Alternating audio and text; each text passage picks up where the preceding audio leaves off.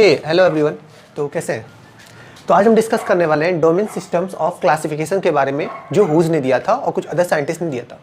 तो इस लेक्चर के बारे में सबसे पहले हम स्टोरी समझेंगे कि स्टोरी क्या है, और उसके डोमेन सिस्टम के बारे में हम ब्रीफली पढ़ेंगे कि डोमेन सिस्टम एक्चुअली में होता क्या है। तो जब अर्थ हम लोग साइंटिस्ट मानते हैं कि बहुत से उन्होंने एक्सपेरिमेंट किया, उनके थ्रू उनके थॉट्स ये पाया गया उससे एक्सपेरिमेंट के थ्रू कि जो अर्थ का जो फॉर्मेशन एस्टिमेट किया था 4.6 बिलियन ईयर अगो, और जो ऑर्गेनिज्म माइक्रोबियल लाइफ का सवाल है जो अर्थ पे, वो एस्टिमेट किया जाता है 3.8 टू 3.9 बिलियन ईयर अगो। माना जाता है कि जो अर्थ पे माइक्रोबियल लाइफ है जो आपका, वो 3.8 बिलियन ईयर और 3.9 बिलियन ईयर अगो आपका जो है, जो एस्टिमेट माना जाता है। और माना जाता है कि जो माइक्रोबियल लाइफ है पूरे अर्थ पे फैला हुआ है, मतलब हर जगह आपको, हर जगह, चाहे पानी हो, चाहे लैंड हो, चाहे एयर हो, चाहे कहीं भी हो, ठीक है, जियो थर्मल एरिया हो, तो हर जगह पे माइक्रोबियल लाइफ आपको दिखेगा। मतलब सबसे बड़ा डोमिनेंट जो आपका लाइफ है अर्थ पे, वो क्या है? माइक्रोबियल लाइफ है, जो आपको हर जगह पाया जाएगा।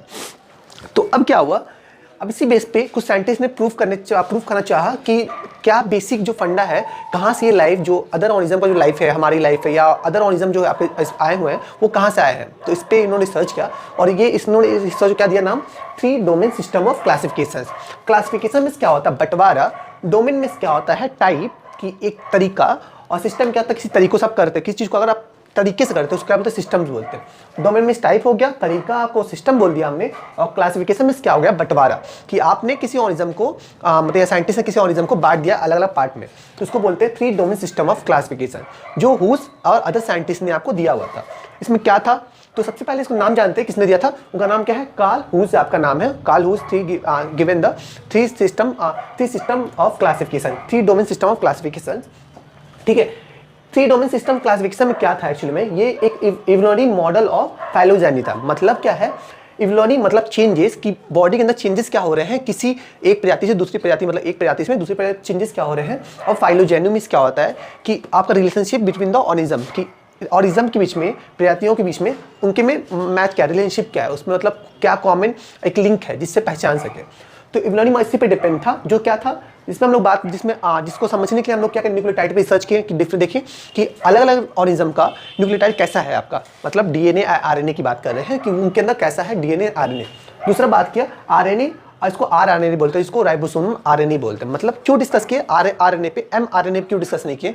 बिकॉज आरएनए क्या है आपका, इसको क्या बोलते हैं? Ribosomal RNA. क्यों?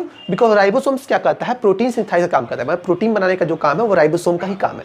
तो आरएनए उसमें हेल्प करता है, और प्रोटीन क्या करता है? अलग अलग काम को परफॉर्म करता है, सारे काम को प्रोटीन ही परफॉर्म करता है। तीसरा इन्होंने काम बात की, किस पर रिसर्च किया? मेम्ब्रेन लिपिड स्ट्रक्चर के बारे में, उनका मेम्ब्रेन कैसा है। और चौथा इन्होंने सेंसिटिव टू द एंटीबायोटिक, कि एंटीबायोटिक लेने के बाद वो ऑर्गेनिज्म कैसा मतलब बिहेव कर रहा है। तो उन्होंने इस सारे पॉइंट पे रिसर्च करके उन्होंने पाया जो इवोल्यूशनरी मॉडल है वो सबसे सटीक किस पे बैठेगा? आरएनए पे। क्यों?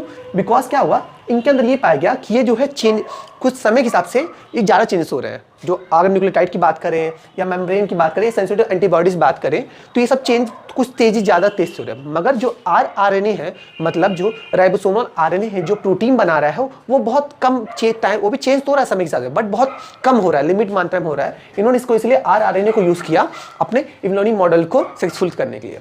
तो आरएनए को यूज़ किया गया, डोमेन्स में यूज़ किया गया है, ठीक है। क्यों? बिकॉज का स्ट्रक्चर बहुत कम चेंज होता है समय के हिसाब से। अब क्यों? बिकॉज क्या होता है, आरएनए जो होता है प्रोटीन बनाता है, और वो प्रोटीन हर ऑर्गेनिज्म के अंदर अलग अलग हो सकता है, चाहे तो सिमिलरिटीज और या डिसिमिलर भी हो सकता है। तो एक गुड इंडिकेटर की तरह काम करता है आरएनए, जिससे किसी भी ऑर्गेनिज्म को आप पहचान सकते हो किससे रिलेटेड है या अनरिलेटेड है, ठीक है, या डिफरेंट सेल को पहचान सकते हो, या किसी भी ऑर्गेनिज्म का डिफरेंट सेल को पहचान सकते हो। तो आरएनए के एक तरह इवोल्यूशनरी इंडिकेटर की तरह यूज किया गया, ठीक है। आप इसको बोल सकते हो RNA use has a evolutionary indicator. मतलब क्या हुआ, किसी प्रजाति में कैसे चेंजेस हो रहा है in certain period of time, वो इंडिकेट क्या कर रहा था? आरएनए यूज किया उन्होंने, ठीक है। इन्होंने एक अनुमान लगाया, एक सोचा, इन्होंने एक एक्सपेरिमेंट से प्रूव किया, इन्होंने हाइपोथेसिस किया कि जो भी सेल है आपका वो एक कॉमन एंसेस्ट्रल सेल से बना हुआ है। कॉमन एंसेस्ट्रल सेल क्या होता है? ऐसा सेल जो एक दूसरे से लिंक हो, मतलब एक प्रजाति या एक जगह से आया हो। कॉमन एंसेस्टर में क्या होता है? पूर्वज, और सेल में से आपको पता है कोशिका। तो जो सेल एक जगह से आया हो, जो हमारे और उनके में कॉमन हो, उसको उन्होंने बोला कॉमन एंसेस्ट्रल सेल, या इसको और एक नाम दिया गया last universal common ancestor, LUCA, LUCA। तो इसको क्या एक और नाम दिया गया? Last universal common ancestor cell बोला गया, इसको लुका बोला गया। क्यों बोला गया? बिकॉज ये ऐसे सेल थे आपके जिसके क्या हुआ? कॉमन एंसेस्टर्स थे, ठीक है। अब फर्दर बात करते हैं लूका के बारे में। तो लूका में क्या था, इसमें ये बताया गया कि किसी भी ऑर्गेनिज्म का, कोई भी किसी भी टाइप के ऑर्गेनिज्म हो, उनका फॉर्मेशन 3 टाइप के सेल से ही हुआ है। और वो 3 टाइप को उन्होंने क्या दिया, 3 टाइप के सेल को एक कैटेगरी बोला, उसको सेल टाइप बोला, और हर एक सेल टाइप को क्या बोला उन्होंने, डोमेन बोला।